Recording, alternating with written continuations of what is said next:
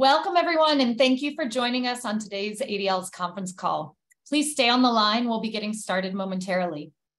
Please note that today's call will be recorded and accessible via the ADL YouTube channel. And in order to maintain focus on our speakers, all participants' mics and videos have been turned off. We are pleased to offer closed captioning for this webinar. To turn your captioning on or off, please click the closed caption button on the bottom of your Zoom program screen. You can also use the up arrow next to that button to adjust the size of the captions as you need. After we hear from our speakers today, there will be an opportunity for press to ask questions. If you are a member of the press, please be sure to type your name and which outlet you are representing.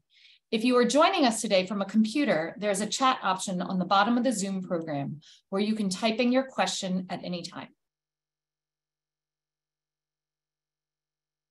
Okay, it looks like we are ready to begin. So thank you all for your patience and for joining us today as we unveil the findings behind ADL's 2022 Audit of Anti-Semitic Incidents. My name is Allison Padilla-Goodman, and I am the Vice President of ADL's Southern Division. As you will see shortly, 2022 was the highest year for incidents against American Jews since ADL started tracking such data in 1979. Anti-Semitic incidents reached a high watermark across virtually every category we monitor: assault, harassment, and vandalism. This is the third time in the past 5 years that the year-end total has been the highest number ever recorded. Joining us on today's call to further explain are ADL CEO and National Director, Jonathan Greenblatt, and Emily Snyder, Anti-Semitic Incident Specialist for ADL Center on Extremism. A little later, we'll be hearing from Scott Richmond to present findings from the New York, New Jersey region. After we hear from Jonathan and Emily, there will be an opportunity for press to ask questions. If you are a member of the press, please be sure to write your name and which outlet you are representing. There will also be a second opportunity for questions after Scott's presentation. Now I am pleased to turn the call over to Jonathan. Thank you, Allison. I appreciate the nice introduction. I welcome to everyone for joining us. I really wish we were talking about something different today, but this is the moment we're in, and so I'm just going to dive right into the slides. So our mission at ADL, I think as everyone knows, is to stop the defamation of the Jewish people and secure justice and fair treatment to all. This is a mission we've worked tirelessly to achieve for 110 years, and it remains as important as ever. And central to that work is the idea that we need to measure this issue in order to manage it. We need to know how anti-Semitism is happening, where it's happening, and to whom it's happening. Only then can we effectively address it. So this annual audit of anti-Semitic incidents compiles information provided to us by victims, law enforcement, community leaders, partner organizations, and it's supplemented by media reports, research by our Center on Extremism, and we verify every incident that we report. As you can see on the slide, as you can see in this bar chart, let's just cut to the chase. 2022 was the worst year for anti-Semitic incidents since ADL began recording this data in 1979. There were 3,967 incidents reported across the US last year, 3,697. That's a 36% increase compared to 2021, which was also a record year. And before that, 2019 was a record year. Think about that. We've recorded record totals in 3 of the past 4 years, which is indicative of the fact that this problem is growing, not going away. And if you look at this chart and you can see where we're in 2013, you can do the math. It's a 500% plus growth over the past decade. That is mind-boggling, and it should be completely unacceptable to all of us. And yet, seeing the data laid out this way, I think confirms what many Jewish communities have seen firsthand across the country.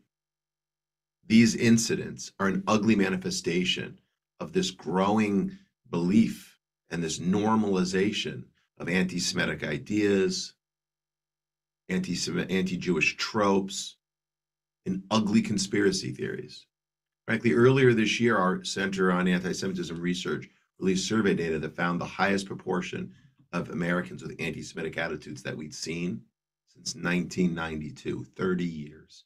So attitudes are up to a 30-year high, and incidents are up to the highest we've ever seen. It's a toxic combination. Now, in this chart, you can see how we categorize incidents that we audit. And we're very careful about this. And unfortunately, we're careful to distinguish between the different kinds of acts. As you can see, we counted 111 violent assaults, a 26% year-over-year increase, nearly 2,300 acts of harassment, a 29% increase, and 1,288 acts of vandalism, a 51% increase. When we look at the underlying trends, like trying to understand what's behind this, we can see the increase in anti-Semitic incidents was notably driven by increased activity by white supremacists, violent attacks on Orthodox Jews. We'll talk about both those things in a moment. And again, the normalization of anti-Semitism, which you see running the gamut from wild conspiracy theories to the increasing propagation of anti-Zionist views. Next slide. Incidents occurred across all 50 states, as you can see here. We're looking at incidents just in the United States. But these acts of hate were not evenly distributed across the country. The states with the highest number of incidents are New York with 580. And, I'm not going to read the numbers. You can read the numbers yourselves, if you will. But you can see New York, California, New Jersey, Florida, and Texas. Those are the top 5 states. Combined, they account for 54% of the total incidents. And I'll also just point out that we typically see a high correlation between Jewish population anti-Semitic attitudes. When Jews are present in a community, they tend to be targeted, they tend to be victimized. That's why we see that. Now, if you look at this month-over-month comparison, you can see that incidents were highest over the year in November with 394 and the lowest in August with 223. This is also the first year on record where we've seen multiple months with more than 300 incidents. The previous highest month on record was May 2021, where we had 387 incidents, which coincided with the conflict between Israel and Hamas in Gaza, where Hamas bombarded the Jewish state with missiles, and that led to a conflagration. So I would suggest to you that when we look at this month-to-month data, we also see that many events were directly linked to events in the news. You could see how incidents increased sharply in the fall, just as we saw celebrities and public figures spewing vile anti-Semitism or spreading conspiracy theories to their millions of followers. And later on, my colleagues will walk through the incidents that were directly tied to sort of notorious individuals with inflammatory rhetoric like Kanye West and Kyrie Irving. Next slide. This shows you incidents by location type. As you can see, we track these sorts of acts from a variety of locations: public areas, houses or homes, Jewish institutions like synagogues or Jewish community centers, K through 12 schools and college campuses. We'll do a deeper dive on these categories later today. I would note that last year we added the category of Jewish-owned businesses so that we could better assess the severity of the threat to these specific types of businesses. These are small businesses. Think a kosher supermarket or a kosher restaurant or a Judaica store. 33% of the anti-Semitic incidents we saw in 22 occurred in public spaces. That was up 21% over the prior year. But the category that saw the largest increase was homes and housing, 140% increase. Think about that. Year over year, it more than doubled, which I think in part is a functioning of the fact that white supremacist propaganda distributions increased dramatically last year, often targeting people's homes. So on this slide, you see assaults. It is extraordinarily concerning that anti-Semitism is growing more violent in this country. You can see it in these yellow bars that indicate the assaults by month that happened in 2022. And what I want to point out is these 111 incidents that we tallied were 67% more than the rolling 5-year average. So it was way up last year. And Orthodox Jews, who are more typically, I should say like almost always more easily identifiable than other members of the Jewish community because of how they dress, because they're wearing a kippot, They were disproportionately targeted over all other segments of the Jewish community. More than half of the assaults nationwide were against Orthodox Jews, which is really extraordinary when you think about the fact that their numbers are smaller than other segments of the Jewish community. So they're really being disproportionately targeted and suffering. I'll also point out, if you look at these assaults, there's a corresponding increase in incidents that target Jewish spaces. So go back here to January when we had this hostage situation in Colleyville. That's probably the most harrowing example of the anti-Semitic threat against our sacred spaces. But incidents targeting Jewish institutions, they were widespread last year.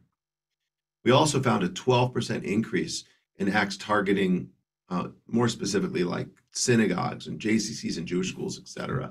And so I've got to say, as I think about these assaults, the idea that Jewish people aren't safe in the places where we pray, in the locations where we convene together as community, it's absolutely unacceptable. And this is the reason why ADL is calling on congressional leaders to increase funding for security grants for nonprofits and houses of worship and faith-based organizations.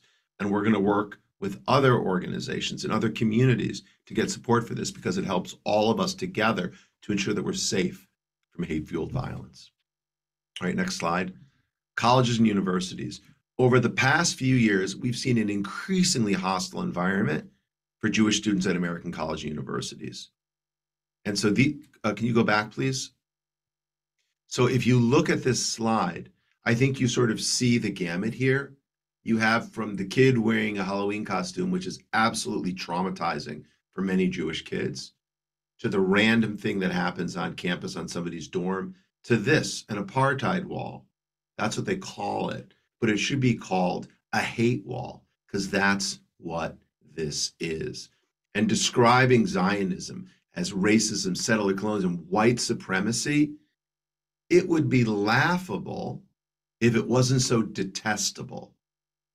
And indeed, you can't look at this and not understand and not relate to how Jewish students feel intimidated when they see this kind of propaganda sanctioned by a university right on the campus green. Next slide. So as you can see here, anti-Semitic activity increased dramatically in 2022, up to 219 incidents. References to Israel or Zionism were explicitly made in almost 20% of the incidents. We'll talk about that in a moment. We also saw a 40% increase in anti-Semitic vandalism on campuses. This could include the desecration of mezuzot, or the placement of anti-Semitic messages like Jews did 9/11, or, F Jews, like you saw in the previous slide, in academic buildings or residence halls. Swastikas were used in more than 60% of the incidents of vandalism on campus. Now look, I want to be clear. We believe strongly in free speech. We treasure and will ferociously fight for the First Amendment. We also are committed to healthy and constructive dialogue, particularly in institutions of higher learning. And I don't believe in safe spaces where kids shouldn't be exposed to ideas. I believe, especially on college campuses, in brave spaces where kids have to wrestle with hard ideas. But I just want to be very explicit. What we're talking about here is not any of those things. What we're talking about here are people invoking anti-Semitic rhetoric at campus events, intentionally marginalizing Jews, and a concerted campaign to intimidate them in all spaces of campus life. I mean, it is disturbing to see this level of anti-Jewish hate. And at ADL, we demand that college administrators speak out and incorporate education about Jews and anti-Semitism into their DEI efforts. If you have a DEI program that doesn't include anti-Semitism in all its forms, including anti-Zionism, I think that's pathetic, and it's insufficient in order to address this issue once and for all. Next slide. So let's talk a bit more about anti-Zionism, because we have continued to see this trend of anti-Semitism disguised as criticism of Israel. 4 of the anti-Semitic assaults in 22 included references to Israel or Zionism, Including those, we found over 240 anti-Semitic incidents tied to anti-Zionism. Over the past several years, we have been crystal clear, and I will say it again for everyone to hear, anti-Zionism is anti-Semitism. If you are assaulting a Jewish person while decrying the Jewish state, that isn't critique, that's hate. That's bigotry, that's anti-Semitism. And I would also point out that many of the instances we're seeing on college campuses where anti-Zionist rhetoric has been allowed to flourish for so long, and then you see swastikas on a Jewish fraternity, or then you see mezuzot torn off the doorposts of Jewish students. These are ugly indicators of how deep this sickness has penetrated many parts of public life. Now, anti-Zionism is particularly concerning because they're perpetrated by actors across the spectrum. Anti-Semitic incidents that come from anti-Zionist ideology, we often think of it as only being part of the sort of rhetoric of the radical left, and it definitely is. But we also certainly see it from right-wing nationalists. Now, 69 incidents were perpetrated on campuses by anti-Israel groups such as Students for Justice in Palestine. That's up nearly 20% over the prior year.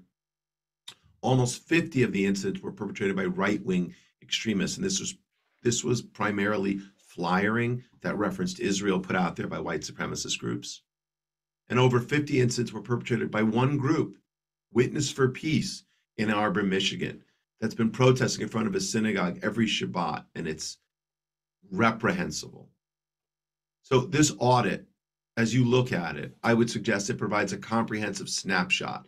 And, you know, as you look at this slide itself, from the statement on the left, which references a comment made by the Palestinian American activist Linda Sarsour years ago, to this claim in the middle, I couldn't tell you about this guy's ideology, but it's clearly, you know, not coming from a nice place, so to speak.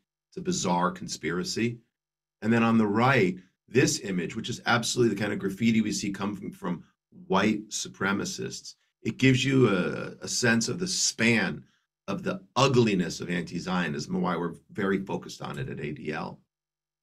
And why we need all of our partners, all of our stakeholders, from lawmakers to law enforcement, from organizations to individuals, to act on these findings to make a real improvement. We need public officials and civic leaders to use their bully pulpits to speak out clearly and consistently, irrespective of, you know, where they sit on the political spectrum. Legislators and lawmakers need to make sure that our law enforcement officials, who are crucial partners to the Jewish community, they are crucial to our work to protect our sacred spaces, to protect our personal spaces. Law enforcement, though, needs the training and equipment to prevent and effectively respond to hate crimes. We also need law enforcement at all levels, federal, state, local, to improve their procedures for responding to these things.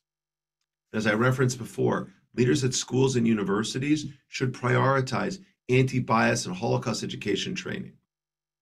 Any DEI program that doesn't include anti-Semitism is insufficient and needs to be reworked to ensure that it encompasses anti-Jewish hate in all its forms.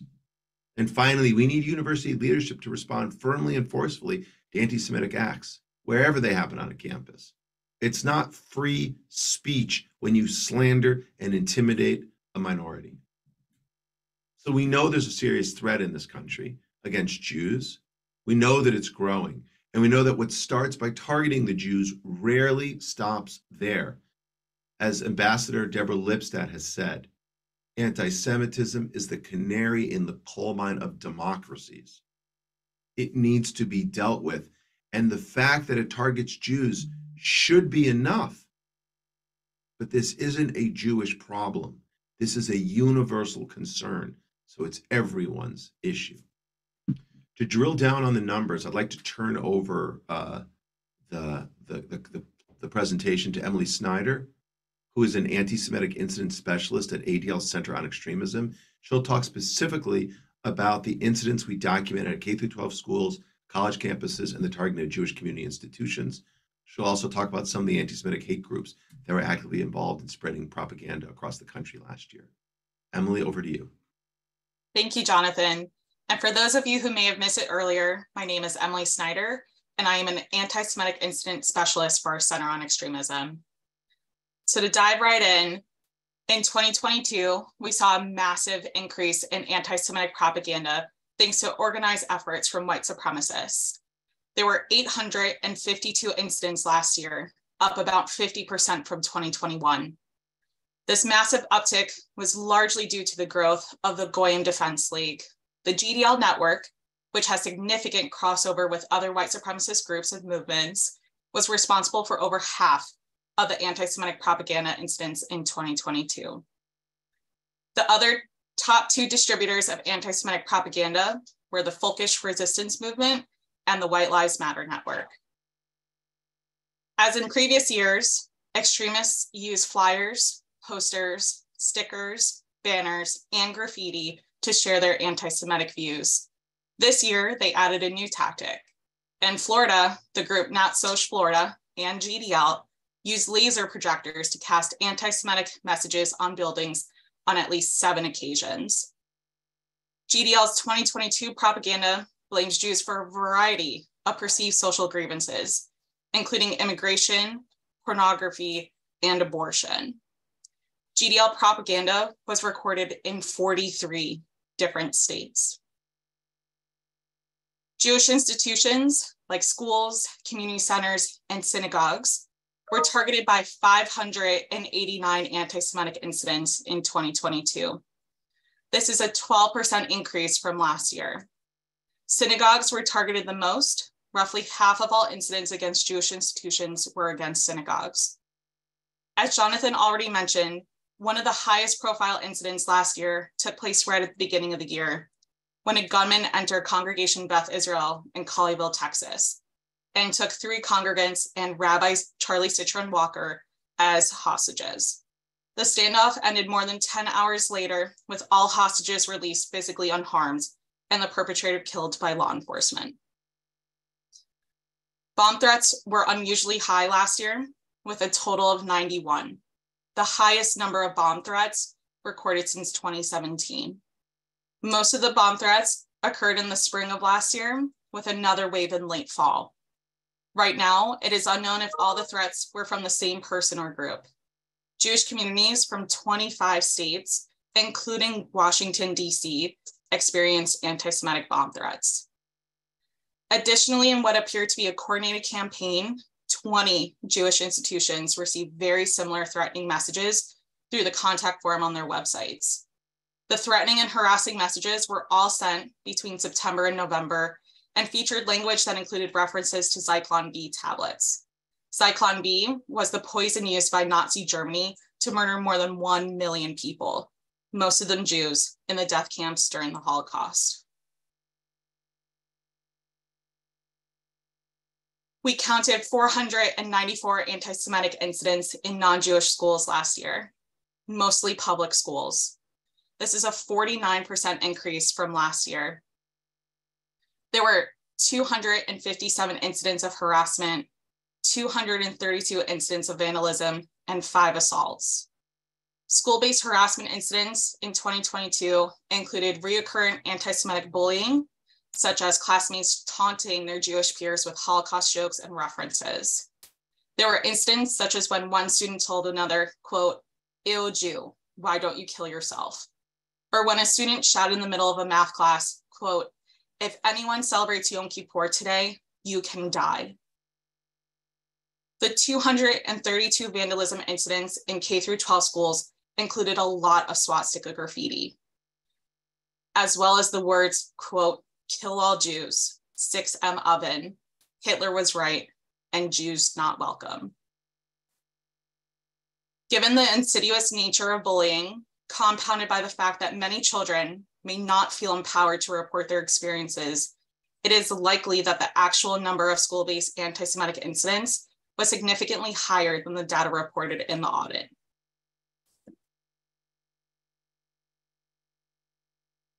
In October, Ye, formerly known as Kanye West, promoted anti-Semitism on a global scale when he made numerous harmful conspiratorial statements about Jews in a series of social media posts and interviews.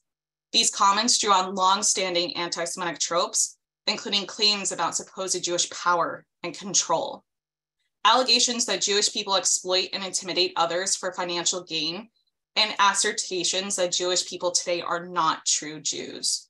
Ye also praised Adolf Hitler and disputed the facts of the Holocaust. Remember, West has more followers on Twitter than there are Jews on the planet. 59 anti-Semitic incidents from October 11th through the end of 2022 directly referenced him, including 44 cases of harassment, 13 cases of vandalism, and 2 cases of assault. One such assault last November included when a visibly Jewish person in Northridge, California was allegedly attacked by a group of individuals who punched him in the face, told him to take off his kippah, and asked him how he felt about Ye. In New York in December, a Jewish individual was allegedly assaulted by a man who made anti-Semitic remarks and yelled, quote, Kanye 2024 before striking the victim. Jewish individuals face verbal harassment in other cases as well. In Los Angeles, California, someone called a Jewish-owned restaurant and asked for the Kanye special, and then said, quote, death to all the Jews.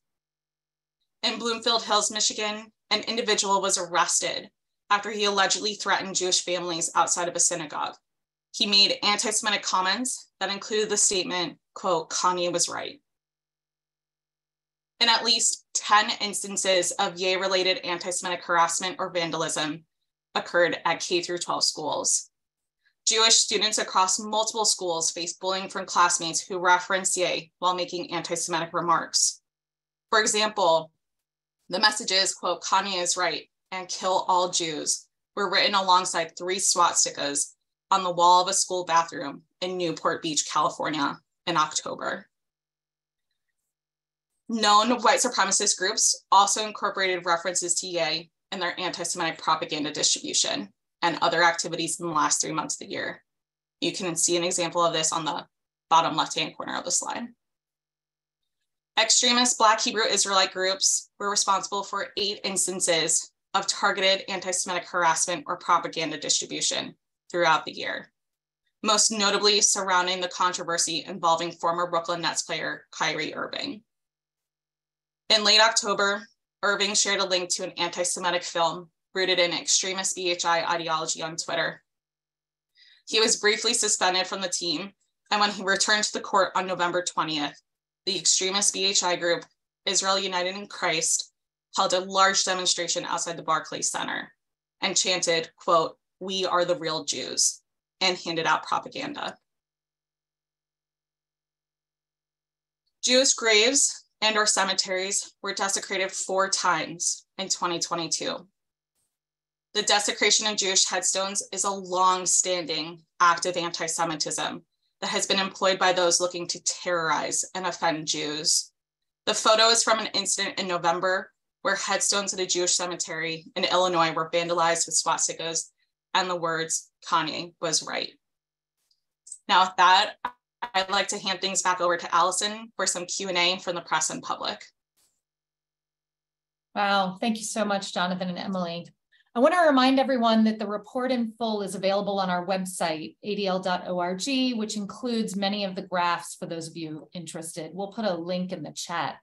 We're going to take a few minutes now for Q&A. As a reminder, if you're joining us today from a computer, there is a chat option on the bottom of the Zoom program where you can type in your question.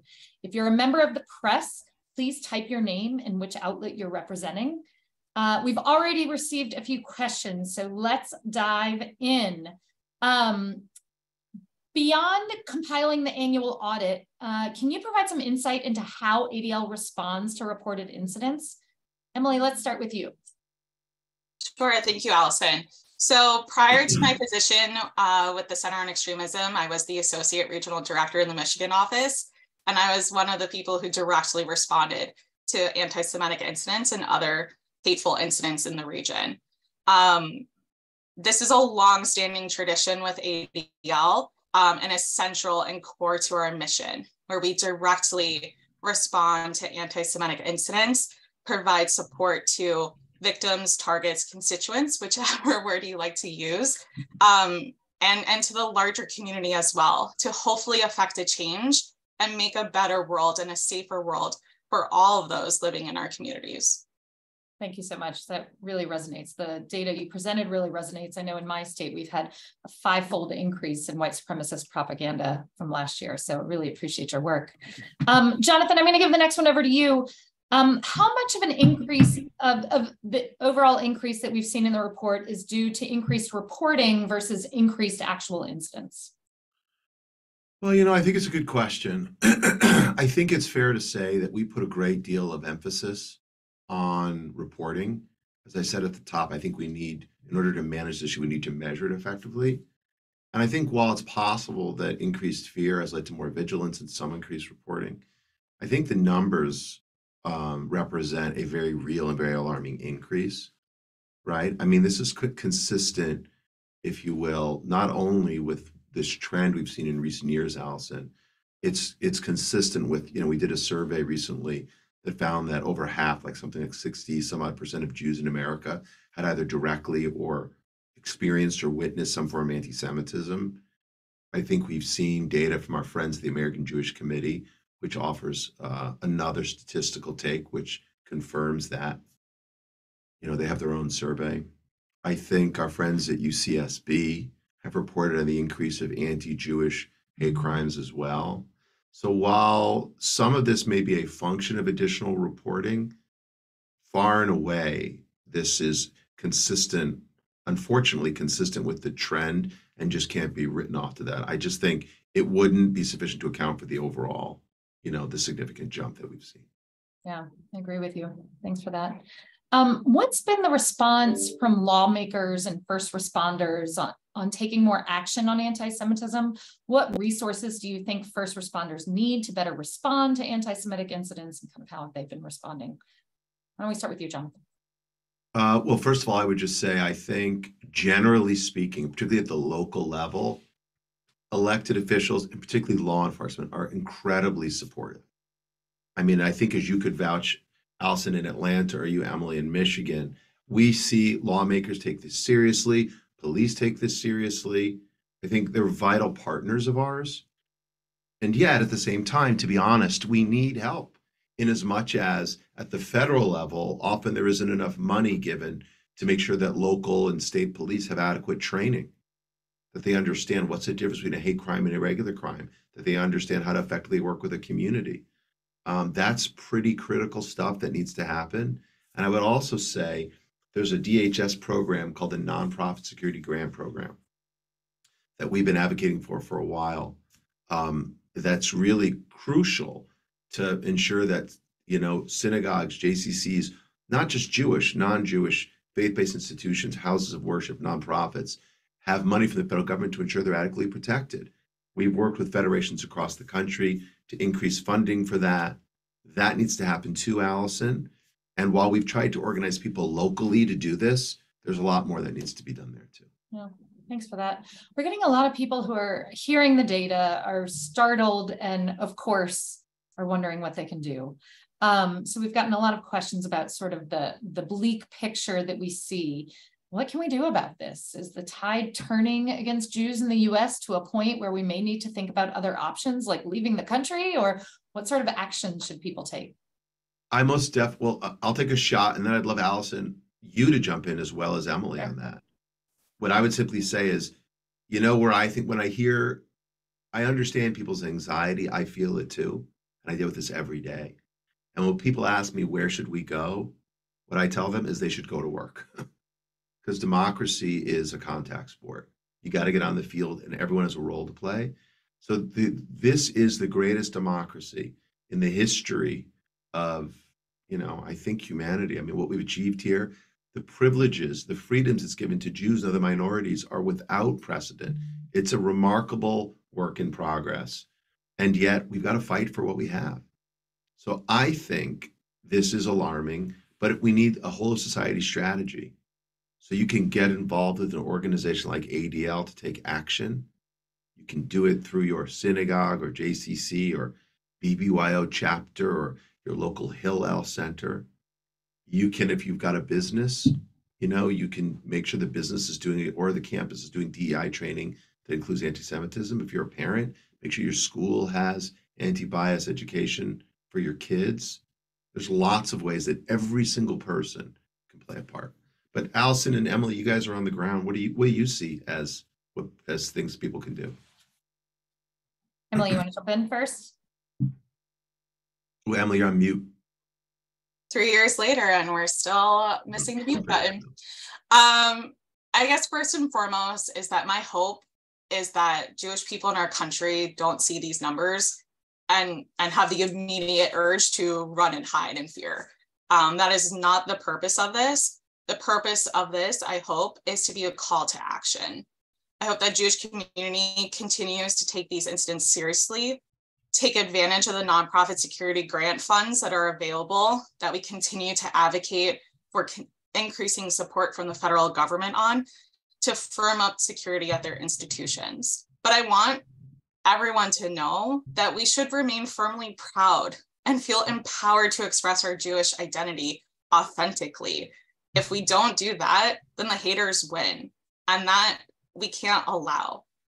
We have many tools at ADL to assist you, including education programs, advocacy, you name it, it's there. And what Jonathan is referring to, our full societal approach. But Allison, I would love to hear your insights. No, I love that. I love what both of you said. I mean, I would just reiterate, knowledge is power, right? Like, equip yourself with the skills, know the facts, share them as much as you can. And I love the Fred Rogers quote of like, always look for the helpers, because that is who really makes us all move forward. Hear, hear. Yeah. Thank y'all so much. We are going to have more opportunity for questions in a minute. But I actually want to bring my colleague, Scott Richmond, who's the regional director for our New York, New Jersey office, who's going to provide a really great perspective for the on the ground perspective on this whole report. Scott, on to you. Thanks so much, Allison. And I'm honored to present alongside Jonathan Greenblatt and Emily Snyder today. My role is to bring the national perspective on anti-Semitism down to the local level, where each of the incidents you'll hear about is much more than just a number. Each reflects an incident in New York or New Jersey that my team responded to. And more importantly, they involve a person, a family, and a community that have been deeply affected by hate directed at them, specifically because they're Jewish, something that is easy to forget when looking at incident tallies in the thousands and double-digit percentage increases. Each of these incidents entails working with victims, law enforcement, elected officials, community partners, and synagogues, with traditional media or social media companies, with campus officials, with K-12 schools, with places of work, and so many other institutions in order to address hate, no matter where it strikes. This is real in the trenches work that is often paired with more long-term solutions, such as anti-bias education in hundreds of schools across our region, advocacy at the state and local level, and decades of relationship building that make this all possible. In 2022, ADL responded to anti-Semitic incidents in all 50 states, and Emily reported the aggregate number. 2 states stand out, though. They are New York and New Jersey. Together, they account for an incredible 27% of all of the incidents, or 988 acts of anti-Semitism. That means that there was an average of almost 3 incidents every single day in 2022 in my region. That is an extraordinary volume of anti-Semitic incidents and represents the highest recorded number in this region since ADL began keeping track in 1979. This is a full 25% increase from last year's total number of 786.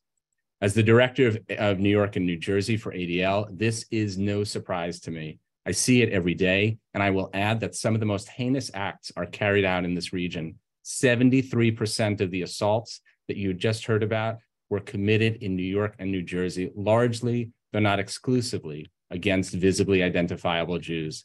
We're talking about 81 acts of physical violence motivated by anti-Jewish animus, as compared to 57 the year before, a 42% increase, truly horrific.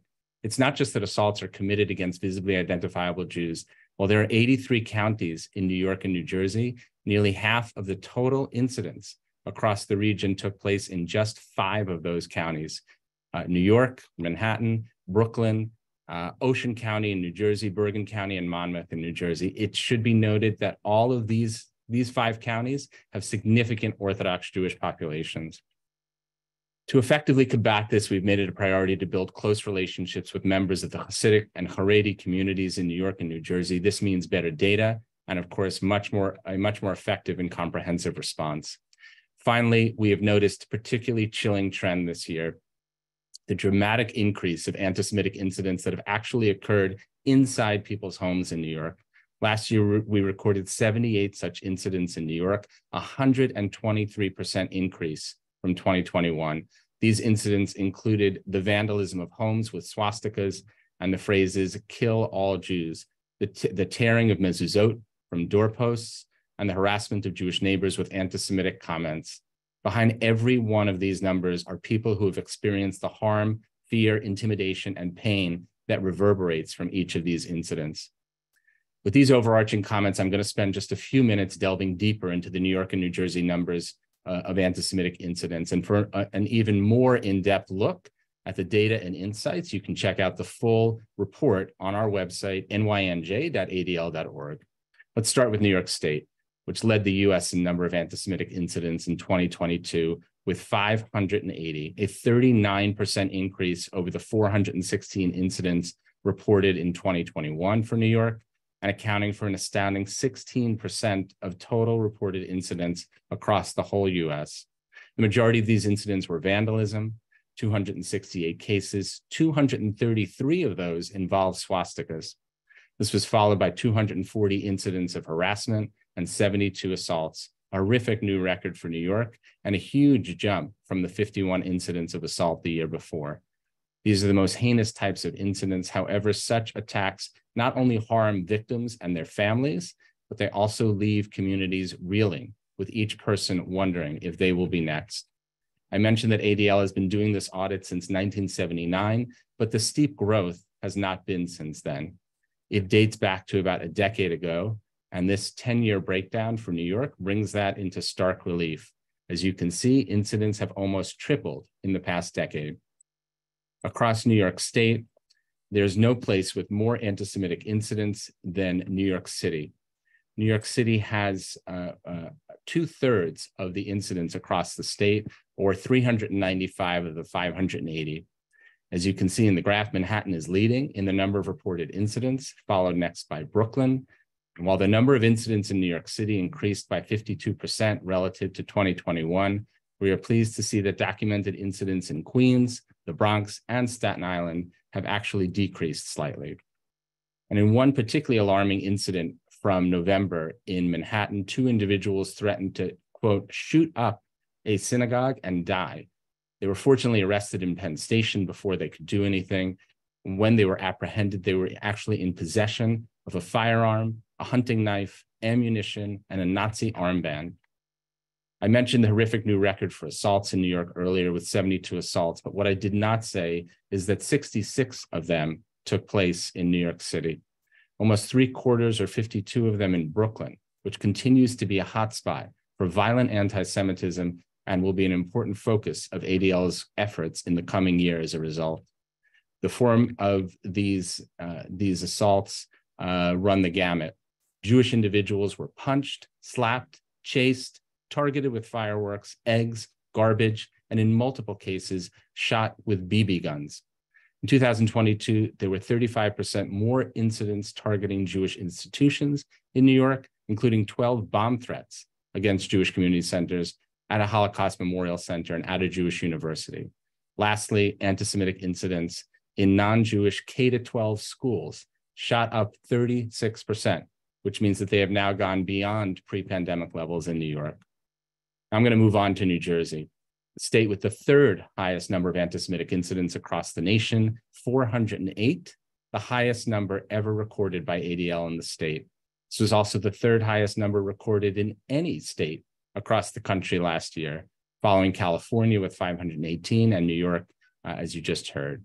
This represents an increase of 10% relative to the 370 recorded in the state last year. We break that down to be 244 incidents of harassment, 155 of vandalism, and 9 of assault. Similar to New York, the steep growth in anti-Semitic incidents dates to about a decade ago. This 10-year breakdown for New Jersey shows that a decade ago, we were at 1/5 the number of incidents in New Jersey.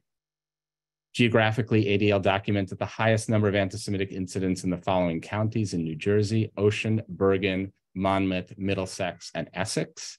ADL documented a dramatic 30% increase in reported anti-Semitic incidents in Ocean County, from 44 in 2021 to 62 in 2022, taking the lead spot from Bergen County. And taking a look at the data for assaults in New Jersey, the 9 documented assaults in 2022 represent an increase relative to the 6th from the year before. And one of those 9 incidents was a frightening spree of violent attacks on 4 members of the Orthodox community in and around Lakewood, New Jersey. This single spree included a violent carjacking, 2 car rammings, and a stabbing, resulting in injuries to 4 victims. And of particular concern is that all 9 anti-Semitic incidents in New Jersey were directed at members of the Orthodox community. Incidents at Jewish institutions have steadily risen over the past 5 years in New Jersey, including 11 bomb threats against Jewish institutions and 2 assaults.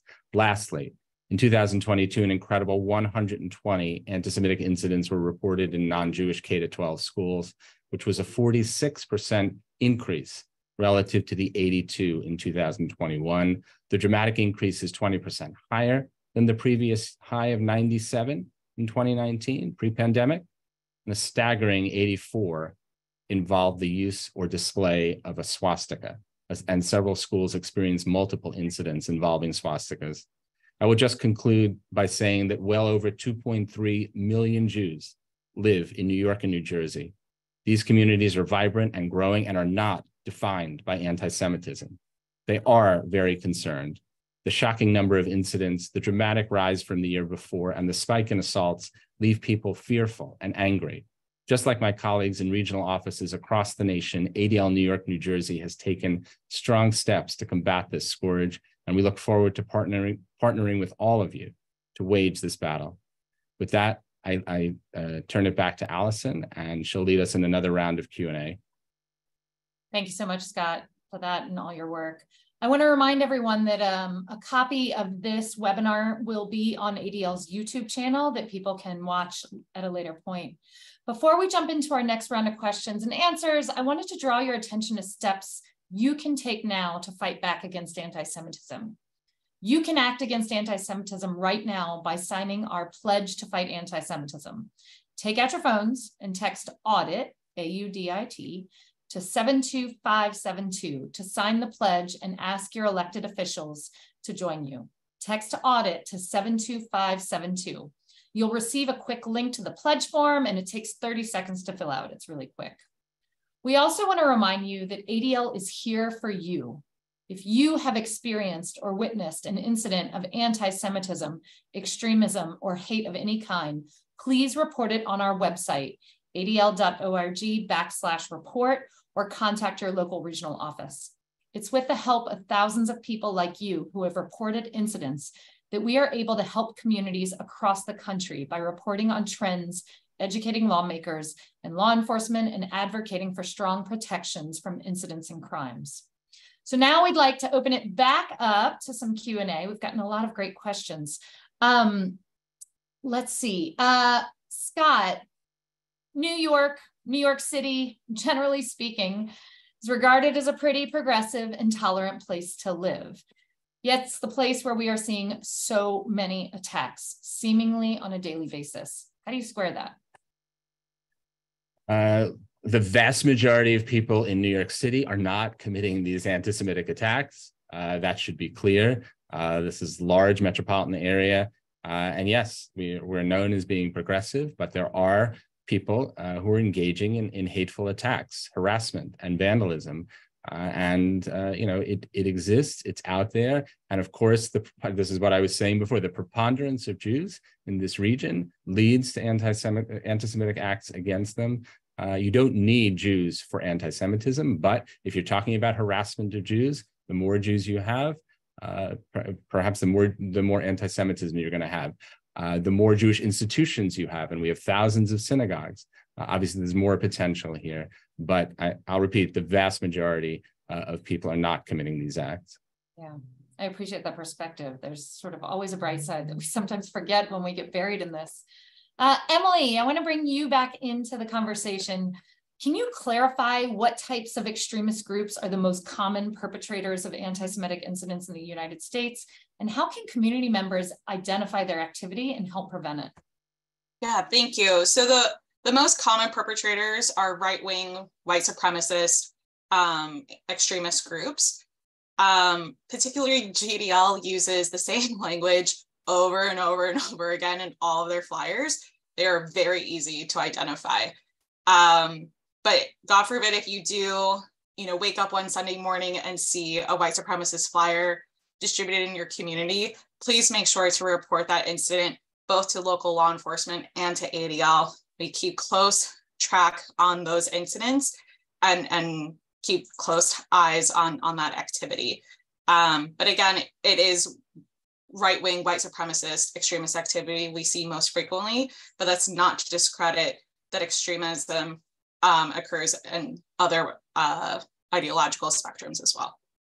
Thanks. I also want to give a quick plug for one of my favorite ADL resources, which is our heat map, which is hatred, extremism, anti-Semitism, and terrorism, where you can actually dive into state by state or community level or ideology, data for you and your communities. It's available on our website. We'll put a link in the chat.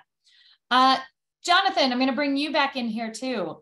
Does the ADL have guidelines or a toolkit for organizations to incorporate combating anti-Semitism into DEI programs? It's a great question. There is lots of content available on adl.org under education, where you can see some of the content we've developed that we're using right now. A lot of it is available for free. And if you've got additional questions, there's contact information that you can use to learn about how you can bring ADL experts and ADL content into your workplace, university, K-12 school, etc. Yeah, there is so much good stuff on our website. I feel like we keep referring our website, but this report, the heat map, the education resources, if you haven't gone to our website to see what's there, there's just a lot. So unfortunately, we are out of time. So this kind of concludes our Q&A for today. But I'd really like to thank Jonathan and Emily and Scott for being with us and providing such excellent insights. It's amazing being your colleague and working with you, and I love the team we have here. Of course, thank you to all for being here and taking the time to learn about this.